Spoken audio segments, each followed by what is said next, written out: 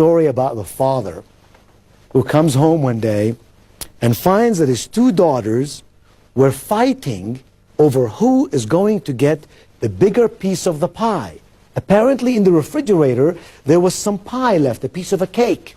And the older daughter said, Daddy, I deserve the bigger piece of the pie because I am the older daughter and seniority reigns. And the younger daughter said, oh no, Dad, when Mom left for work, she said that I should do certain chores.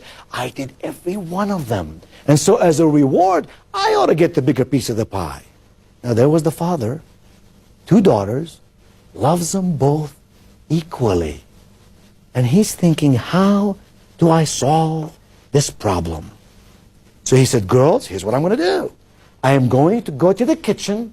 I am going to get a sharp knife. I am going to take this cake, this pie, and I'm going to divide it in two equal halves. And I'm going to give you one, and I'm going to give you one.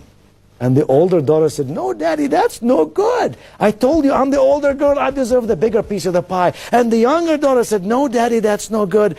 I deserve the bigger piece because I did my work. Perplexed as to how he could solve this problem in a way that both would be happy. Isn't that the magic of problem solving? Win, win, agreements, not just solutions. Bring us together as a team. So when we move forward with commitment. He said, girls, here's what I'm going to do. I'm going to flip a coin.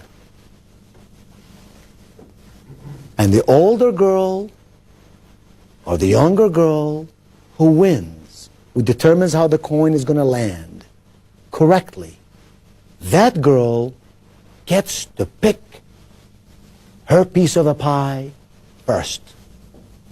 And the other one who doesn't win this little flip of the coin gets to cut the pie. When he flipped the coin, and when they cut the pie, how do you think the pie was cut? Right down the middle, in two exactly equal halves. Because to have done anything differently than that would have meant one of them would have lost. And they, in their own way, in their own time, solved that problem. For the manager, the father, who had not been able to solve the problem to the satisfaction of everyone. There's a lesson in that. The lesson is problem solving in our businesses today can happen when we involve people, when we ask for their opinions, when we brainstorm for their suggestions. And then when they solve that problem, it is their solution. They are committed to it. They believe in it.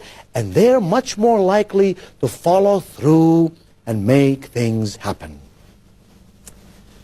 Oh, the manager who knows how to solve problems is the one moving towards greater performance and consequently will help his or her company towards greater profitability.